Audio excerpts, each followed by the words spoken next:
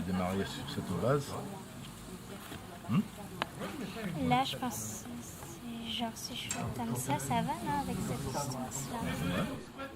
Oui, oh, c'est pas grave, c'est pas grave. C'est pas grave, mais j'étais surprise, quoi.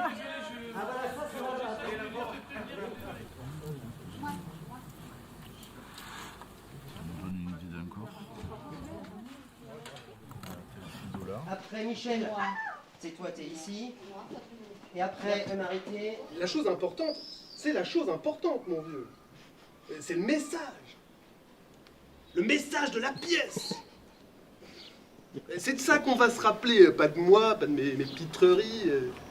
Et moi, je suis que le bouffon. Et toi, tu es le roi. Ah ouais? C'est pas mal, hein? Ah, c'est super. Ah, Filippo, ah, c'est là. Pourquoi t'es pas d'accord, toi? Parce qu'il doit se passer quelque chose. Et chanter, c'est pas quelque chose? Ben non, il veut dire une action, un événement, une histoire. Bon, on risque de lasser, qu'est-ce qu'on fait? On est censé improviser, hein. Découvrir les rapports qui nous lient. Et ne pas ennuyer le public si possible. Ouais, bah, ça a l'air mal parti. Bon, commençons. Par quoi? Commençons par...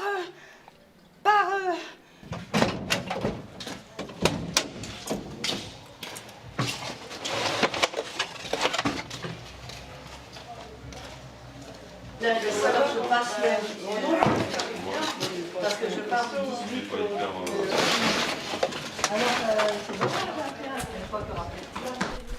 Salut Martine. Salut Max. Ça va? Ça va et toi? Très bien. C'est qui fait la distribution ce soir? Elodie et Attends. Joanie. Il y a eu. Voilà. une bière, Pierrot. Voilà. Vous savez, maintenant, tu as acheté les Soudac ici. Elle n'a pas été bonne pour moi. On a tout mini. On fait la culture Ah du non, mini. regarde, les haricots ils sont bons. Voilà, c'est bon.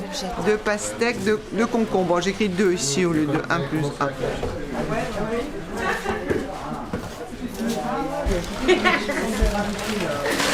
Ça fait souvent, ça arrive. C'est presque ça aussi.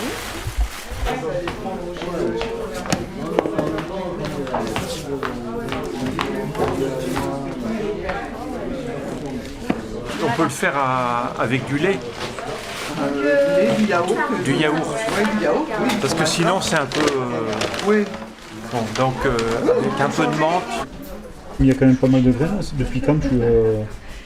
Nous, on a monté la grainothèque depuis 2014. Donc au départ avec nos propres graines, en étant parrainés par Biogerme, Cocopelli, en leur écrivant, ils nous ont donné plein de graines. Et du fil en aiguille, les gens se sont greffés, nous ont amené leurs semences. On a la chance d'avoir des maraîchers autour de nous qui nous ont aussi apporté leurs semences. Pour éviter les hybrides, les F1 qu'on trouve dans les jardineries et essayer au maximum d'avoir un accès gratuit, libre de semences paysannes, anciennes et qui nous font des bons et beaux légumes. D'accord. Après, j'en prends quelques-unes, je sais pas combien vont germer. Ah oui, voilà, c'est l'idée. Ça c'est bon. Super. Je te remercie beaucoup. Et la semaine prochaine, Avec plaisir. je reviens avec des graines de poivre du Sichuan que ça part. Super, génial. Je te mettrai ça dans un coin. Super, merci beaucoup. Merci beaucoup. Moi, je récolte les sous.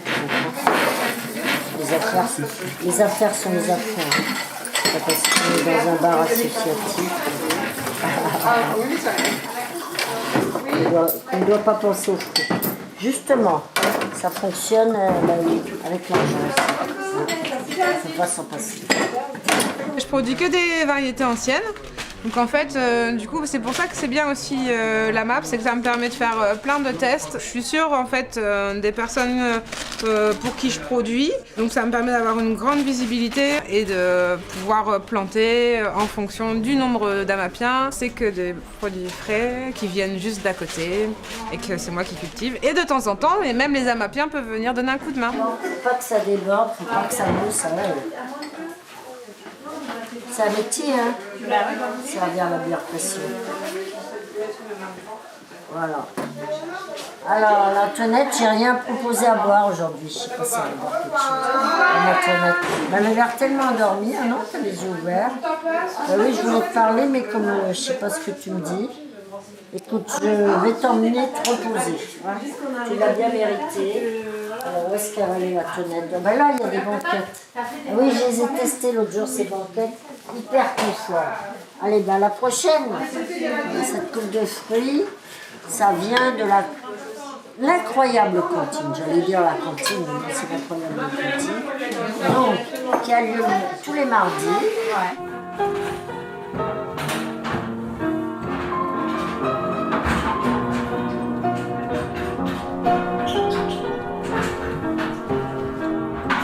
Voilà. Est-ce qu'on peut ouvrir grand les portes, s'il vous plaît? Il y a un jardin derrière? Oui, parce que Laura va pas pouvoir tenir longtemps. Il y a un jardin dehors. Non. En fait, on cherchait un endroit comme ça. Et donc, ça tombait bien. On est tombé dessus par hasard. C'est 7 euros. Et 7 sudaki aussi. Et voilà. Payer en sudaki, c'est très bien. Il n'y a que la bière? Oui, j'ai déjà donné pour la... Alors, les sudaki, c'est la monnaie locale qui permet donc, de faire vivre le local en transformant nos euros en sudaki, si bien que les prestataires qui prennent les sudaki ne peuvent pas les reposer à la banque, mais sont obligés de le réinjecter dans le circuit local. Donc faire vivre toutes nos activités, nos producteurs, nos commerçants, etc. Voilà. Et à côté, voilà, si tu veux être bénévole, on a besoin d'aide sur tous ces pôles, sur les ateliers, les événements, la cantine. Voilà. Okay. On mange un bon repas, 6 euros, bio, végétarien. Et tout ça grâce à plein de bénévoles qui sont là et qui donnent beaucoup de leur temps pour qu'on puisse tous partager des repas comme ça. Ils arrivent à servir jusqu'à 80 repas par mardi, c'est beaucoup de travail. Donc c'est cool, voilà. Ça permet de se rencontrer dans un endroit convivial. Voilà. Demande bénévole avec parasol.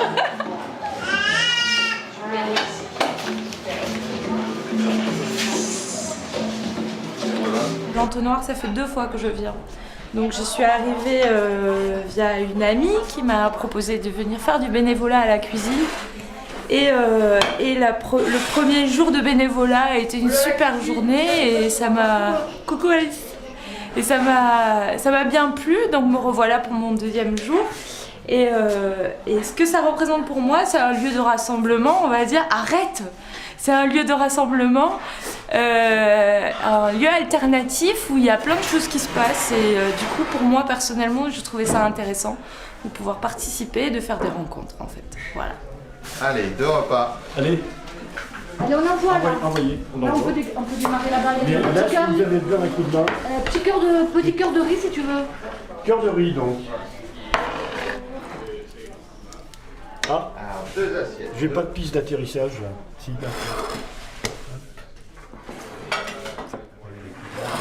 envoyez.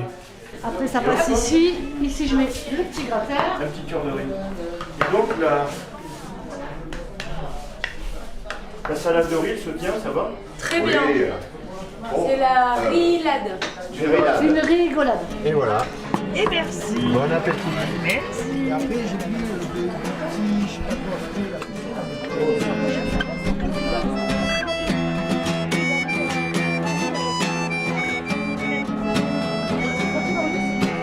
J'aime bien tout ce mélange de générations et tout le monde se tutoie et tout le monde est bien avec tout le monde et tous ces ateliers qu'il y a. Mais ça a apporté quand même beaucoup de vie dans Prades qui avant était en train de mourir. Aujourd'hui, c'est vraiment, ce lieu est vraiment le lieu qui vit, quoi, qui fait vivre tout le monde.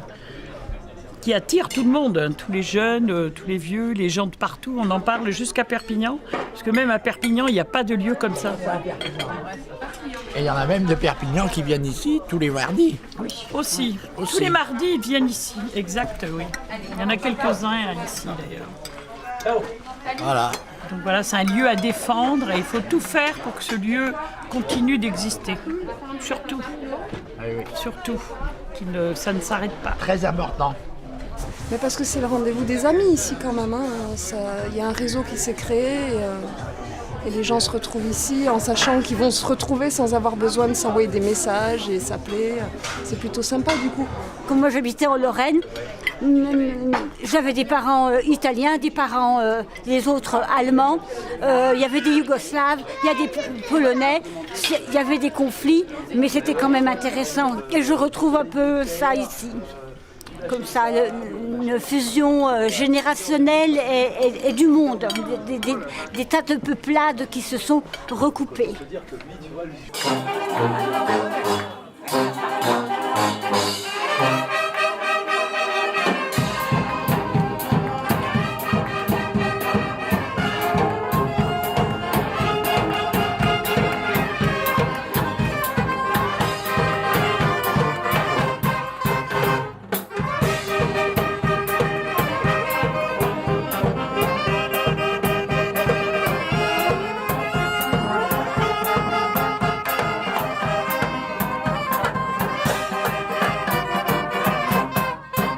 Et ben au début on était copains depuis un bout de temps et on arrivait dans la région pour trouver un atelier pour nos marionnettes, sur les spectacles, etc. Voilà.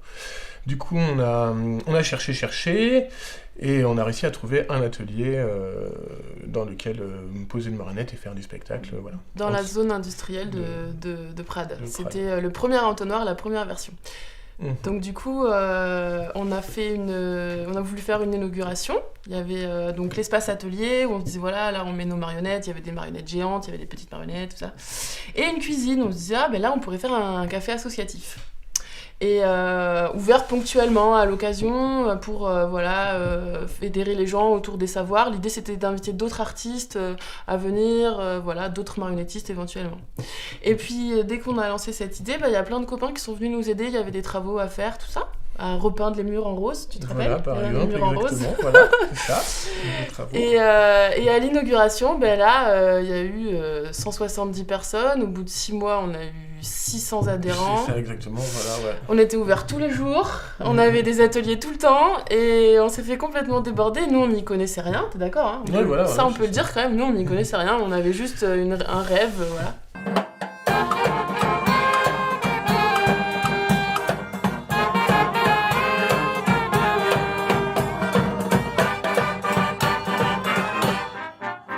Et puis très vite, c'est devenu trop petit. Le lieu est devenu trop petit, ouais. Voilà. Du coup, on nous a parlé de ce lieu-là, le lieu actuel du local de rue des Marchands, et on a fait une petite étude, si c'était viable au niveau financier. Et on a dit, ok les copains, nous on veut bien donner bénévolement tout notre temps et tout, c'est un projet super, il y a du monde, ça fédère, mais on a besoin d'être plus nombreux dans l'équipe. Et c'est là qu'on a fait une AG extraordinaire et il y a une équipe, il y a au moins 15 personnes qui nous ont rejoints. Dans tout le conseil d'administration, donc du coup ce qui était génial. Ouais, parce que du coup c'était un lieu qui est 3 fois plus grand que l'ancien. Donc, avec une vraie équipe, coordination avec les pôles, une vraie organisation collective. Voilà. C'était une sacrée aventure et ça l'est toujours. Toujours aujourd'hui.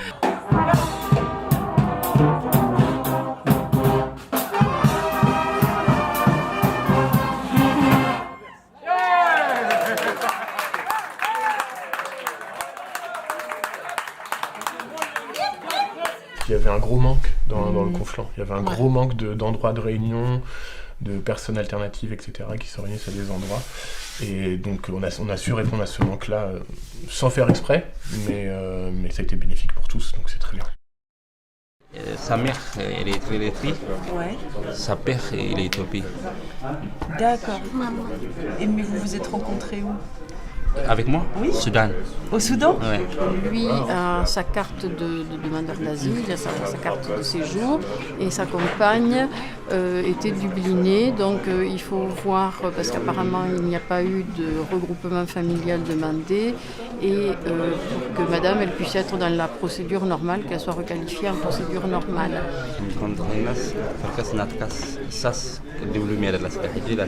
Le plateau radio va commencer à l'intérieur à l'entonnoir, donc je vous invite à rentrer, avec des débats et échanges sur SOS Méditerranée, sur les solidarités locales, sur qu'est-ce qu'on peut faire pour aider les copains migrants qui sont dans le coin.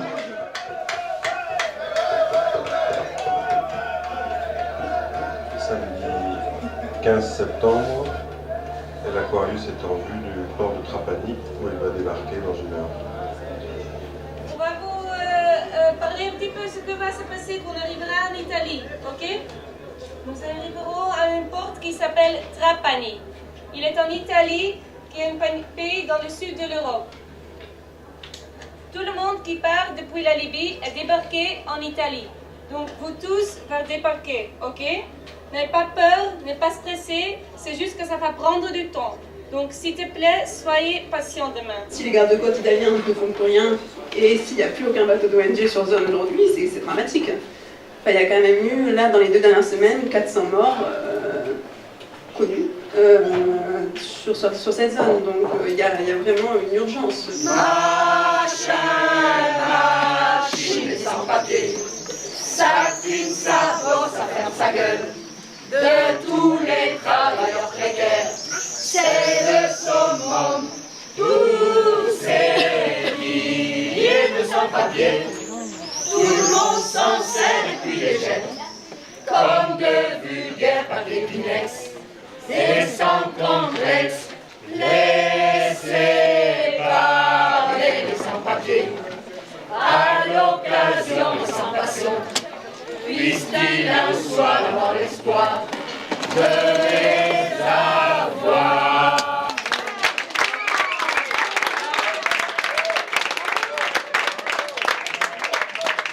Il y a le pilier majeur, on va dire, et qui fait partie de l'identité de l'entonnoir, c'est la cantine. C'est la cantine qui a mobilisé beaucoup de gens et qui a commencé à générer une économie. Et bien sûr, ça va sécher aussi lors des événements. Voilà, il n'y a que ça, pas de subvention, ça a été autonome jusqu'à aujourd'hui. Là, voilà, ouais.